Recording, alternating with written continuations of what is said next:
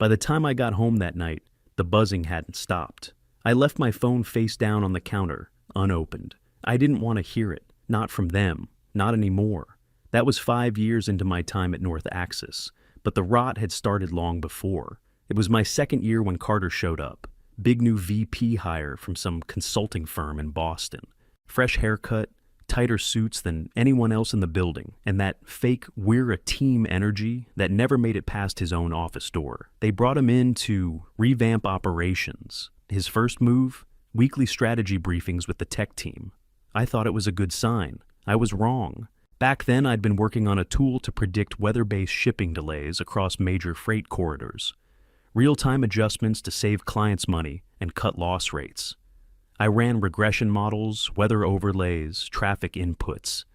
It wasn't pretty, but it worked. The day after I emailed the working prototype to Carter, he canceled our weekly meeting. Next thing I hear, he's flying to HQ in Dallas for a board update. 2 days later, a friend from the Texas office sent me a photo of the conference slide. Dynamic Logistics Optimization through Predictive Modeling, presented by VP Carter Vincent.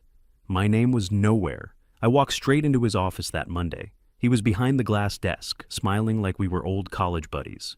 "You used the weather tool for the board pitch?" I asked. "Yeah, it was great. Big reaction, they're excited. Why wasn't I listed?" He leaned back, spinning a pen between his fingers. "You did the math. I framed the vision. I built the thing." He raised his eyebrows. "You want a sticker? Look, man, this is how it works. You're sharp. Just keep delivering." Like he was doing me a favor. I stood there, fists tight in my pockets, trying to decide whether to flip his desk or walk out. I walked out. Stupid move. That was just the first time. Over the next year and a half, it became a pattern. I'd spend weeks building something. A route efficiency matrix, a fuel burn estimator, a dynamic scheduling dashboard, and somehow it would show up 2 weeks later in a slide deck with Carter's name on it and some buzzword-riddled explanation that completely missed the point. He always had some spin. I shaped the messaging. "You're too deep in the code. I'm just connecting dots, yours included." And every time, I swallowed it. I told myself, play the long game. People notice. Real value shows itself. It was bull. No one noticed, or if they did, they didn't care. 16 months in, after my 6th project had gone ghost, I finally walked into HR with a folder. I laid it out. Time-stamped code pushes, email threads, meeting invites, version logs. Everything. The HR rep, Marcy, some cheerful middle manager with a desk full of potted succulents, just nodded along. "Well, if you created it during company hours using company tools, technically it's North Axis property. Attributions at leadership discretion, I repeated. "You mean Carter." She smiled like I'd just said something funny. "I get it. Recognition's important. I'd recommend you loop in your supervisor directly and try to find a collaborative solution." "I am the supervisor." "Oh." Her face dropped. "Well, I'll file this." "You're welcome to follow up." In 2 weeks, I walked out of that office and went straight to the back lot, sat in my car with the AC blasting, and just stared at the wheel for a long time. It hit me then. This place didn't run on merit, it ran on politics. And guys like me, we were just gears in the machine, disposable. Still, I didn't quit. I kept my head down, kept building. Not because I believed in the company, that illusion was dead, but because part of me still believed someone would notice. That maybe if I did one more big thing, it'd finally break through. Stupid. But I wasn't done learning that lesson yet. By mid-January, I stopped going out on weekends. While my buddies were drinking IPAs or dragging their kids to soccer games, I was holed up in my spare bedroom, eating microwave burritos and running simulations on a logistics model I wasn't even sure anyone would look at. I'd figured out a way to reroute regional freight paths using client-specific benchmarks and predictive demand clusters. It wasn't flashy, but the numbers didn't lie. If implemented, the thing could shave 25% off total delivery costs for at least 6 of our top 10 clients. I kept it quiet. No shared drives, no email threads, just me and my whiteboard. I built it on personal time, used my own software stack, tracked every damn version on a separate offline repo. By the end of the quarter, it was solid. I booked myself a 10-minute slot in the upcoming strategy meeting, sent Carter the framework just to loop him in. The day of the meeting, I showed up early, folder in hand, fresh haircut, black button down. First time in a while, I'd even bothered to look sharp. I was standing outside the conference room when Carter walked up, latte in one hand, Bluetooth headset in the other. "Hey," he said, "I saw your slides. Good stuff. Thanks. I figured we could lead with it. Actually," he cut in, "I folded it into my deck. I'll touch on it in section 4. Keep things moving." I stared at him. I was supposed to present. He gave me that calm, smug smile. "Look, we're tight on time. And you know how your stuff gets too into the weeds. Don't worry. I've got it." He walked in without waiting for an answer. I sat in the back corner and watched as Carter blew through his slides. When he got to mine, he skipped the core logic entirely, mumbled something about back-end routing options, and clicked right past it. Nobody blinked, nobody asked. Just another Tuesday. The next 3 weeks dragged by with radio silence. Then came the intern showcase, some half-baked corporate tradition where new hires pitched fresh ideas to leadership. I didn't plan to go, but my coworker Rachel pinged me. "You're going to want to see this." I walked in 10 minutes late and nearly tripped over my own feet. There was Chad, the intern, same guy who once asked me what cache memory was. Standing at the front of the room, smiling wide, presenting my model, not a copy, not a variation. My model, same structure, same projected margins. Just with a glossy new name, FlexFlow 2.0, and a dumbed-down diagram that looked like it was made in PowerPoint by a 6th grader.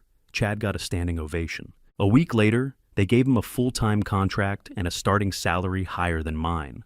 I didn't say a word. I walked out of the room, straight to my car, drove home, and didn't turn on the lights when I walked in. That night, I stood in front of my whiteboard, covered in dry erase marker, Post-it notes, and worn-out ideas. And I just stared. I'd kept waiting for someone to do the right thing, for merit to win. It never did. I capped the marker, erased everything, and started fresh. Enough silence. This time, I built lean, smarter. No corporate bloat, no legacy junk. I stripped every tool down to its bones and rewired it to actually work, not just look good on a slide. A predictive logistics core with adaptive learning, something Carter wouldn't even know how to explain, let alone design. Every hour outside of work went into that thing. Nights, weekends, lunch breaks in my truck, sketching interface flow on napkins. By the end of the first month, I had a working prototype and a Google Drive folder named Nexus_core with 5 subfolders labeled Proof, Stolen, Logs, Pitch, Team. First was Shay, senior engineer. She'd built the real-time delivery alert system Carter took credit for last year, left right after. I sent her a message with 3 words. "Still building?" She replied within minutes. Always. Then Ramon, client manager, had a habit of questioning Carter's numbers in meetings. Suddenly let go for budget reasons, I called him. He didn't even hesitate. By week 3, I'd roped in 6 people, one more than I planned. Every single one of them had a story, a project buried, a win hijacked, a review rewritten to downplay their value. They weren't just bitter, they were damn good. I called them my bench, but I knew we needed more than anger and talent. I started logging everything, every commit, every timestamp, every email I'd ever sent about the FlexFlow prototype, and every one that never got answered. I backed up meeting invites, side-by-side feature comparisons, prototype dates. I had years of proof, tucked away where no one could reach it. Then I made a move I'd been too scared to try before. A friend from college had gone VC, early-stage logistics and tech. Last I checked, she was managing a $40 million fund out of Chicago. I sent her a deck. No logos, no name, just the model and the numbers. She booked a video call the next day. "This is clean," she said, flipping through the slides. "Tight use case, real margins. But no offense, you don't strike me as a CEO. I don't need to be one," I said. "I just need someone to believe I can lead a team." She raised an eyebrow. "Who's your team?" I dropped the link in chat. 7 profiles. Engineer, ops lead, UX, data, sales, all veterans, all signed on if funding landed. She scanned it in silence. How'd you get these people? I leaned back. Same way I got here. Nobody listened to them either. A week later, the term sheet hit my inbox. Early stage funding, full runway, 10-month burn rate with flexibility. I signed it that night. 3 days after that, I set up an LLC and leased 2 floors in a nondescript building near the airport under a shell name, Core Ops Management. No company signage, no press, nothing public, not yet. We started building it out with folding tables and coffee from the gas station across the street. I kept the lights low, the doors locked, and the code flowing. Everything had to be airtight. No leaks, no mistakes. I still showed up to work at North Axis every day, smiled through meetings, took notes while Carter bragged about his mentorship pipeline. I knew what was coming, but they didn't. We weren't building a startup, we were loading a missile. The morning of the awards, I ironed my shirt twice. Not because I cared about the event, but because I knew what it was about to set off. And I wanted to look every person in that room in the eye when the cracks started. Chad's name was on the program. Innovation Award winner. FlexFlow 2.0, the same model I wrote. The one Carter buried, then recycled through that intern with a haircut and a family name. I showed up to the same Hyatt as before. Same beige carpets. Same fake smiles. Same setup. Melissa was waiting at the door, clipboard in hand, headset in her ear like she was running a damn presidential campaign. She looked me up and down. You're not on the attendance list. I'm aware, I said. You can wait outside, she added, just like last time. That smug calm in her voice, like she thought she was doing me a favor. I nodded once, stepped back, and pulled out my phone. One tap. The email was already queued. Subject line, resignation and release, effective immediately. Attached, 7 signed resignation letters, 5 client transition notices, and 1 press release with embargo lifted, announcing the launch of Nexus Core Logistics, including 2 patent claim numbers and 3 named innovations linked to me, Shay, and Ramon. I hit send. The phone buzzed in my hand within seconds. I glanced past Melissa. Inside, a few people were pulling out their phones. The noise started small, the kind of murmur that comes right before a fire alarm. Melissa looked confused. What did you just... I didn't answer. I walked away, calm, steady, past the security table, past the valet stand, and into the garage where I'd parked on the 2nd level. By the time I reached my truck, my phone had already gone full meltdown. Carter called twice. HR sent 3 emails in under 4 minutes. The CEO himself, someone who hadn't said my name out loud in 2 years, left a voicemail asking if I could talk quickly before things spiral. Too late. I tossed the phone on the passenger seat. I was about to start the engine when I heard footsteps, fast ones, coming up behind me. I turned. Alan, the VP over strategic partnerships, the only person who'd ever once told me, "You're better than your title," was half jogging toward me. Hey, can we talk?" he called out. I leaned on the doorframe. About what? You're making a mistake. I raised an eyebrow. You sure about that? We need you, he said, catching his breath. You know we do. You've always been a driver here. You had me, I said. You watched them bury me for 5 years and said nothing. He looked down, lips tight. This is fixable. No, I said. It's not. I climbed in, slammed the door, and backed out before he could say anything else. The drive to the new office was quiet. I didn't play music, didn't touch the AC, just let the silence ride with me. We'd leased a basic space in a dull gray building that looked like a dentist's office from the outside. But when I pulled into the lot, I saw Ramon's car, then Shay's, then the rest. Inside, the lights were already on, whiteboards were up, monitors were plugged in. Someone had brought coffee and donuts. I walked through the door. Nexus Core Logistics was live. We didn't even finish our 2nd pot of coffee before the first call came in. Private number. I let it ring once, twice. Then I answered. Hello? This is Everett Langston, he said. Chairman of the board. I'd only seen his name on announcements and quarterly memos. I believe we need to speak. I didn't say anything. Just let him keep talking. I'd prefer to keep this off the legal track if we can. There's clearly been some miscommunication. I leaned against the conference table. Shay looked up from her laptop. I gave her a quick nod. She hit record. You walked out with proprietary frameworks, Langston went on. That's a violation of IP agreements and NDAS. You're exposing yourself, teams, and your team to litigation. I kept my voice level. We built it outside your firewall. On our own time, on our own equipment. None of it touches your code base. There's a gray area, he said, and I'm sure you understand how long discovery can drag out. I smiled. Your own legal department passed on the FlexFlow prototype 3 months ago? I've got the email. They said it wasn't defensible enough to patent. There was a long pause on the line. Then his tone shifted, softer, more reasonable. Look, none of us want this to escalate. Everyone makes mistakes, but we're willing to talk. I'm not. You built something valuable, he said. I respect that. And I'm willing to offer a serious discussion. No tricks. What would it take to bring you back into the fold? I looked around the room. 7 people, wide awake, focused, ready. I tightened my grip on the phone. There's nothing you can offer, I said. We'd match your funding. More, if needed. I'm not for sale, I said. Neither are they. He went quiet again. You're making this personal. No, I said. You did that a long time ago. Then I hung up. Shay exhaled. So that's how it's gonna be. They'll hit the press. Spin it like we stole something, I said. Let them try, Ramon muttered, dragging his chair closer to the table. We spent the next 8 hours locking everything down. Patent filing confirmations, employment contracts, clean room documentation. Every piece of data had to be airtight. By midnight, the whole team was still there.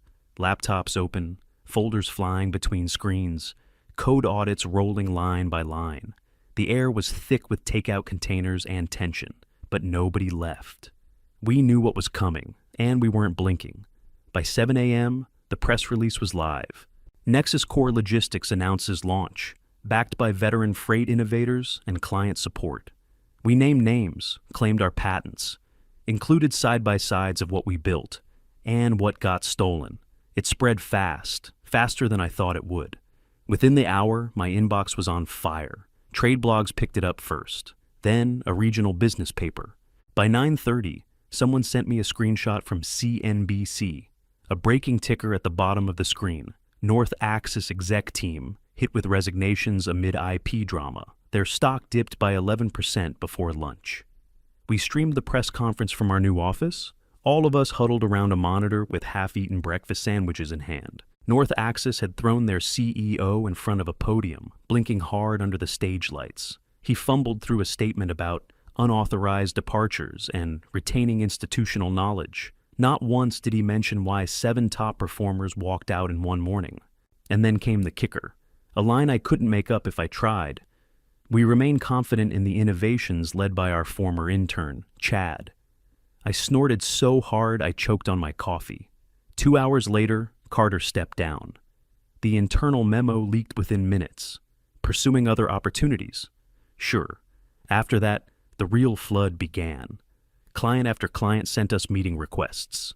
Some of them had been fed up for years and finally had an excuse to jump ship. Others were just curious. Either way, they came to us. By Friday, we were onboarding 3 major contracts, 2 regional shipping giants and 1 international partner I'd been chasing for years, but could never get a meeting with. They reached out to me. Shay printed out the contracts and taped them to the wall like trophies. It should have felt like revenge, but it didn't. It felt like finally. Late that night, I was clearing out my inbox when I saw a name that made me freeze. Chad. Subject line, didn't know. I'm sorry. I clicked. It was 3 paragraphs of half apology, half confession. He claimed he didn't know what was happening, that Carter told him the model came from internal R&D, that he only realized it was mine after he got the award, that he respected my work and never meant to take credit. He asked if we could talk. I didn't answer. I didn't forward it. I didn't save it. I deleted it without reading the last sentence. This wasn't about Chad. It never was.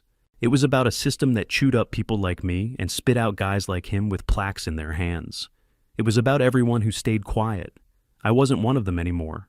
6 months later, we were in the middle of a Tuesday sprint review when the front desk buzzed. Shay answered it, turned toward me, and said, "You're going to want to come down." I stepped into the lobby, and there he was, Vincent Carter, suit still perfect, tie still too tight, fake humility all over his face like he just walked off a stage. Didn't think you'd show your face here, I said, arms crossed. I figured you'd appreciate directness, he said, holding up a sleek black folder. I'm not here to play games. I didn't invite him upstairs. We sat in the conference room near the front window. I didn't offer him coffee. He laid out the folder like he was presenting a wedding ring. Acquisition proposal, he said. Full buyout. Clean terms, competitive valuation. I flipped it open. The number on the second page actually made me blink. High 8 figures. More than I'd expected. Definitely more than they could afford 6 months ago. And, he added, there's a separate offer in there. Chief Innovation Officer. You'd lead the whole tech arm. Total autonomy, new leadership, new policies. It's not the same place anymore. I didn't say anything. Just let him keep selling. We're serious. We've implemented major structural changes. Creator credits on every release. IP protections, leadership coaching. You were right. Things had to change. And they are. I looked at him. 43%. He blinked. What? That's how much your stock has dropped. You didn't change because it was right. You changed because the bleeding wouldn't stop. He sat back, quiet now. I kept flipping through the pages. The offer was solid. Financially, it was life-altering, and part of me knew he expected me to jump on it, to finally get the title, the power, the respect they used to pretend I didn't deserve. But the idea of putting my name back under theirs? I closed the folder. I'll bring the offer to my team, I said. We'll review it as a group. His shoulders relaxed a little. But me? I added, standing up. I'm not coming back. Not under any title. Not for any salary. Why not? He asked, voice flat now. Because I built this place from the ground up, I said. Nobody handed it to me. Nobody picked me. I earned this. He tried one more angle. You could scale faster under us. Global logistics. Immediate reach. Then maybe you should have thought of that before giving an intern my job. His jaw clenched, but he didn't argue. I walked him to the door.